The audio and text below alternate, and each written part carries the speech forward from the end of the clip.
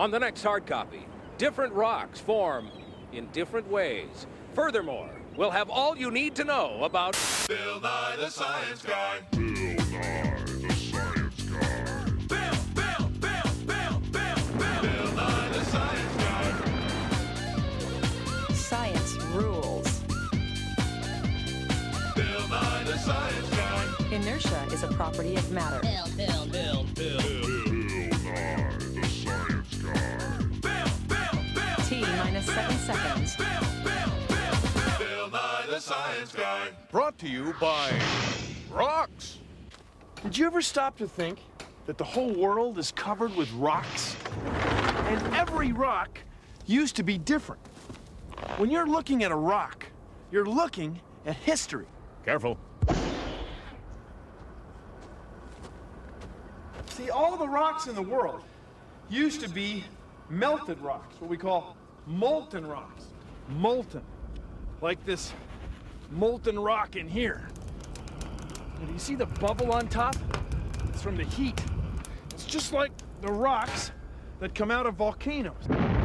Rocks like this, rocks like this, rocks like these. See these pits? They were formed by bubbles in liquid rock that came out of a volcano. Now sometimes the rock from volcanoes will come up onto the Earth's surface. Now when these rocks get on the Earth's surface, they push other rocks down. It pushes down on the layers below. Push the old rocks down. Push them down and they'll squeeze together and swirl around. And when they blend together, they form a new type of rock, like the minerals that are swirled together in this piece of marble.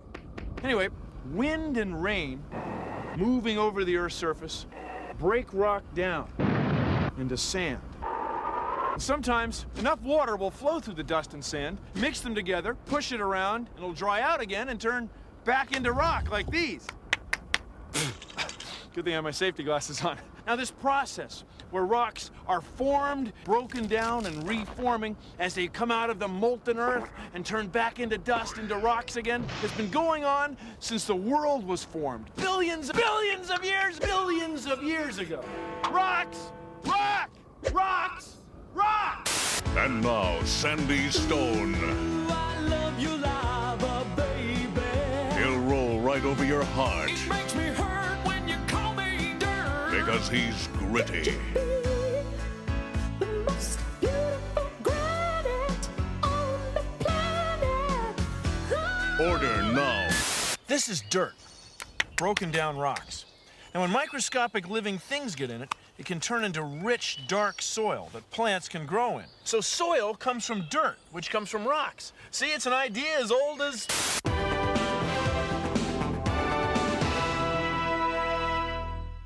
As you can see, there are no mighty rocks here now. It's all been reduced to eeny, teeny, tiny bits of sand, reduced by the pounding surf, the merciless storms, weakened by the sun, but mostly by the pounding, So pounding, the sand has pounding. been pounded from solid rock.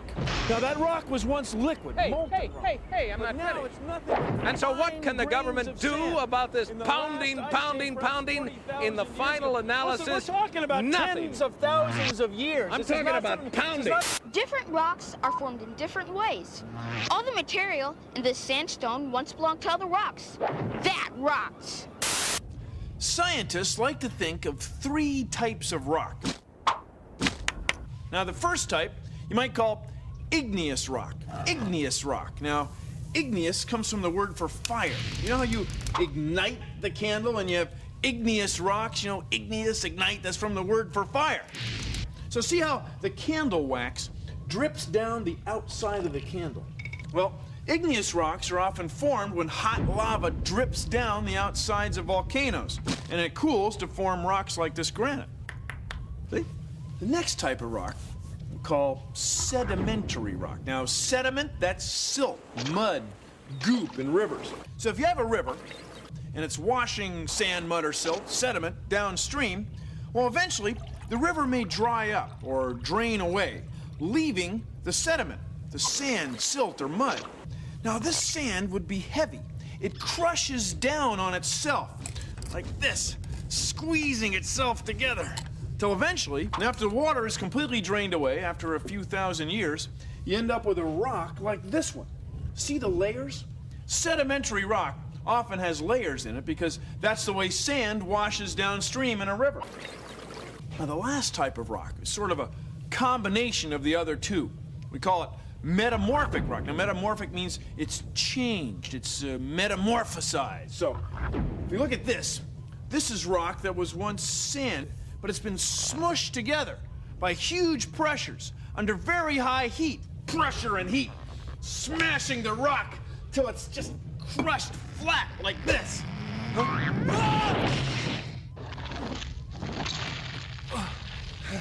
See, heat and pressure formed another rock. So you think rocks are boring? You think rocks are stupid? Well, it's my job as your guidance counselor to show you that rocks are your friend. Come on, I'll show you. Ow, hey, Right mister, here. let me go! Ow! Sorry. Made of rock. In fact, your whole school is made of rocks. The foundation, the floor, the walls, the ceiling. And glass. It's made of sand, which is rocks. Are you listening to me? This is good rock. In different places you get different rocks. Here we've got granite, which is kind of blocky and has cracks in it. Other places you get sandstone, which is more nubby and it's a lot grittier. It erodes away more. Granite doesn't usually crumble. It's pretty solid rock.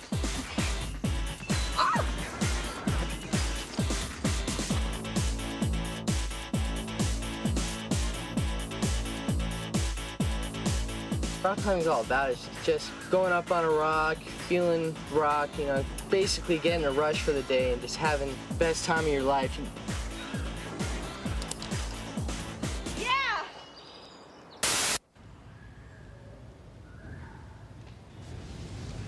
Hey, Edward, what are you doing? Hey, Bill. I'm looking at the patterns on this metamorphic rock. Oh, yeah. Look at it. It's the product of millions of years and tons of pressure per square meter, thousands of degrees Celsius, crushing these different minerals together into this Bill. beautiful...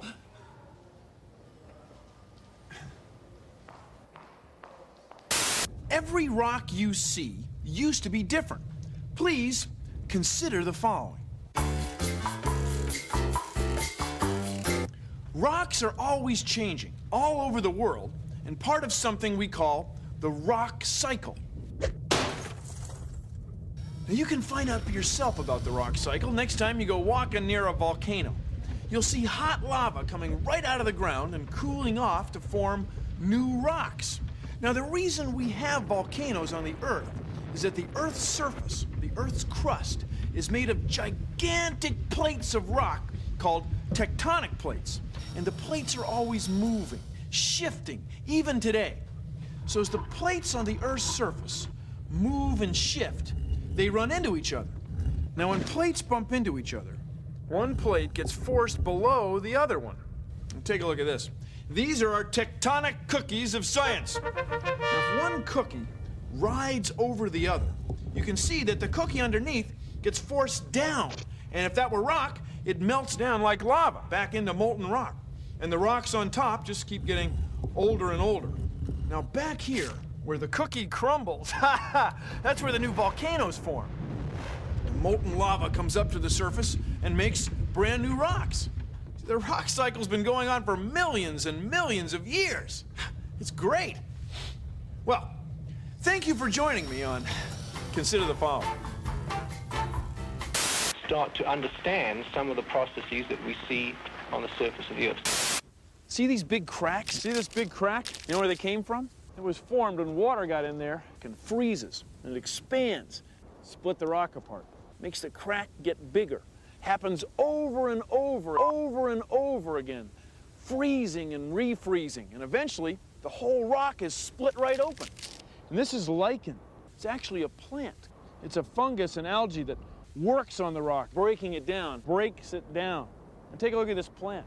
Its roots are growing in there, and they're going to split the rock right open. And eventually, these big rocks get broken down into this fine dust. And this process goes on all day, all the time. Rocks get broken down.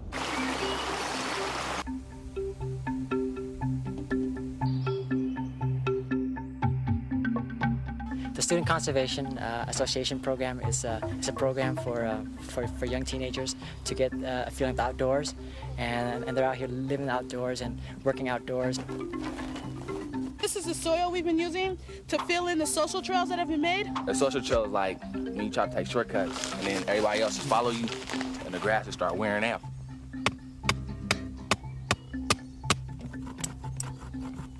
Rocks should just be here to support everything down low.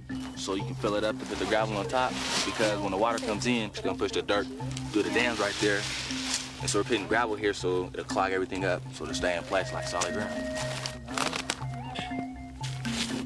Well, as you can see here, the soil that we're putting down is made out of little bits of gravel and vegetative matter. Kind of what this whole process is about, is making the full cycle of keeping the plants going and the soil healthy. We do this to repair the natural setting. Trailways are basically just a passage for you to enjoy nature. The more you go off the trails, the more you're destroying nature. Rocks rock. Each one has a different story to tell. That is, if rocks could talk. Like this rock. It's called a conglomerate because it's actually made of a bunch of different rocks globbed together. This is sandstone. Sandstone. It breaks apart easily because it's just a collection of sand squished together into a stone. Whoa. I've got a camera on the end of this pole, and you can see how the action of waves breaks rocks down into sand. Sand that makes sandy beaches, and sand that will one day become soil. Now, this process has been going on for millions of years, and that's why these tiny waves can slowly make rocks into sand and sand into soil. Many strange rock formations are often partly the result of the cutting action of sand hurled against the hard rock by the wind. I'm Chuck Natsahara. I'm a soil scientist with the Natural Resources Conservation Service. Okay, I'm gonna take it up. These are the tools of a soil scientist. I have an auger here that I can use to drill down through a profile.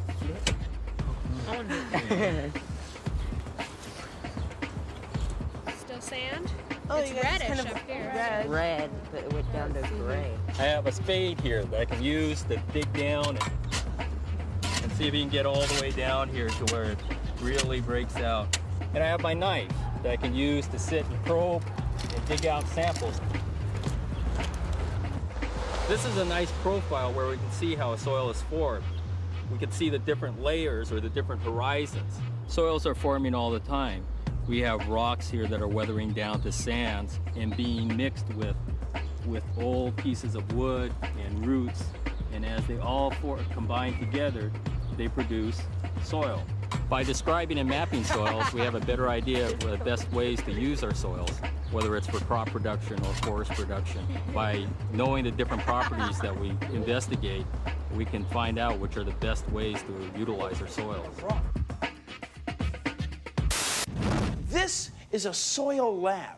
Now suppose we could dig straight down into the soil, pick it up, and look at it from the side, like this. Well, this is called a profile, and these are soil profiles. You can see that soil has layers. Like up here, there are a lot of living things. Then as we dig down, the soil turns lighter, and eventually we find this layer of clay, which is red. Probably has iron in it, like rust is red. Now here is farmland, and that's topsoil. Has a lot of living things in it, and a lot of plants will grow up here. But if we go down, we see that it's different colored soil, and plants probably wouldn't grow as well. So topsoil is thin, and we have to take care of it. Now here is dust, and the dust came from rocks. As we dig deeper, we find small rocks. We keep going down, slightly larger rocks, then slightly larger than that rocks, and then big rocks. See, soil comes from rocks. It always has. Soil is everywhere. New soil bars. They're crunchy and they're natural, they're dirty all the way. Yes, new soil bars, the rockin' is candy of the day. Soil bars, soil bars, soil bars. 100% natural rocks and soil. Try one today. Soil bars not responsible for lost teeth or digestion problems incurred by ingesting soil or rocks. For entertainment purposes only.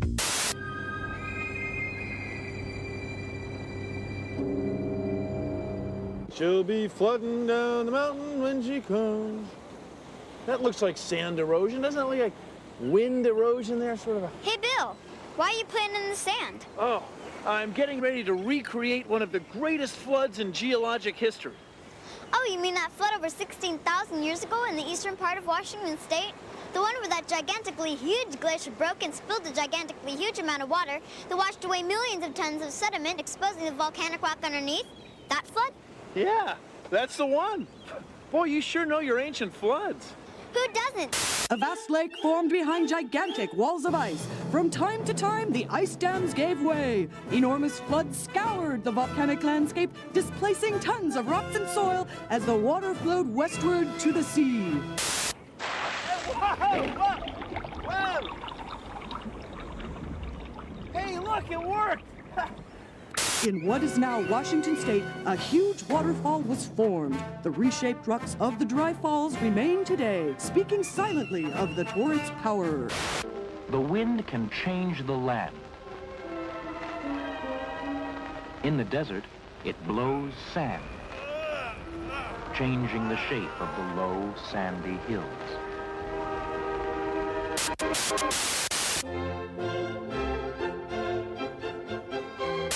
Universal Pictures proudly presents Rocky XXXVII. Don't take it for granted. See these little pits? These are bubbles that came out of a volcano. See the pits in this rock? Well, they started out as bubbles in a volcano. Yeah, this rock was once a liquid.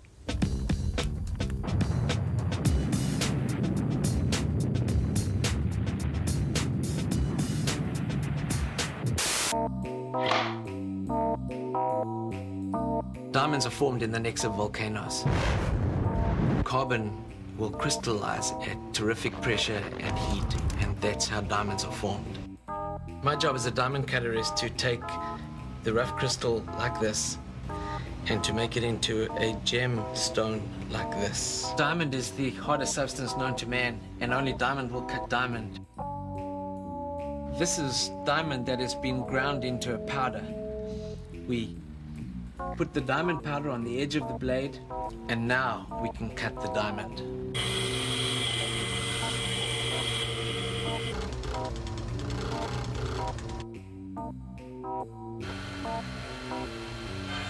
Now that's a rock. The only difference between this piece of coal and this diamond are millions of years and tons of pressure per square meter. See, they're both made of carbon. The carbon in this charcoal absorbs almost all the light that hits it. It's black. But the carbon in this diamond that's been crushed into hot, molten rock deep inside the earth has turned into this beautiful, clear gem that sends light bouncing in all these directions. That's why humans have coveted diamonds for centuries, for its fiery beauty and hardness. You can make crystals using a lid from a large jar, some construction paper, some scissors, some hot water, and some Epsom salt. You can find Epsom salt at almost any drugstore. Okay. First, cut the construction paper so it fits inside the lid.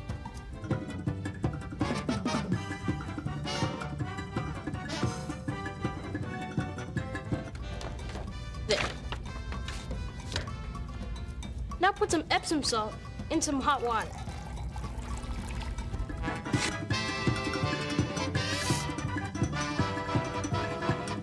Looks like I need a little bit more water.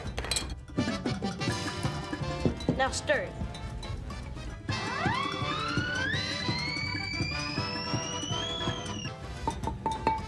Now pour some of the Epsom salt water into the lid. Make sure it just barely covers the construction paper.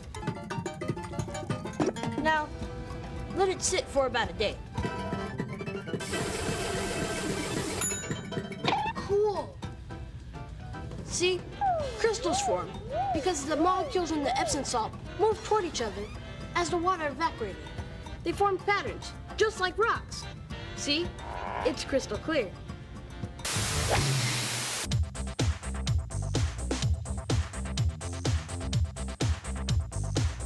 So you see, rocks are your friend! Rocks are formed in many different ways. I want to talk about them if that's okay. Made by pressure, heat, and water, we rock hard, but rocks rock harder.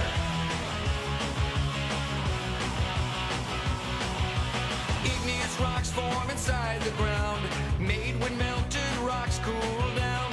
Lava, pumice, scraping granite, all hard rocks sitting on this planet. Made by pressure, heat, and water, we rock hard, but rocks rock harder.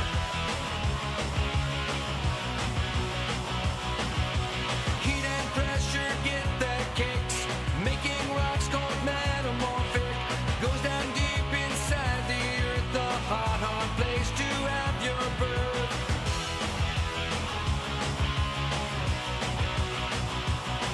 Sedimentary rocks are made from dust, like sandstone, colored gray, and rust. Wind and water break them down, cut big canyons in the ground. Made from pressure, heat, and water, we rock hard, but rocks rock harder. But rocks rock harder.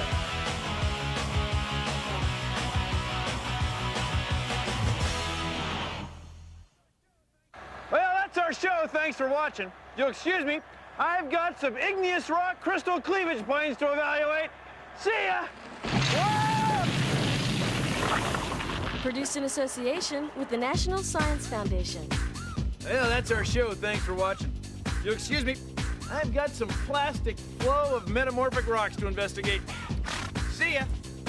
Well, that's our show. Thanks for watching. You'll excuse me, I've got some igneous, metamorphic, and sedimentary rock to investigate. See ya! Not a bad day. You forgot to close the doorbell. Get that later. Okay. Rock! Rock!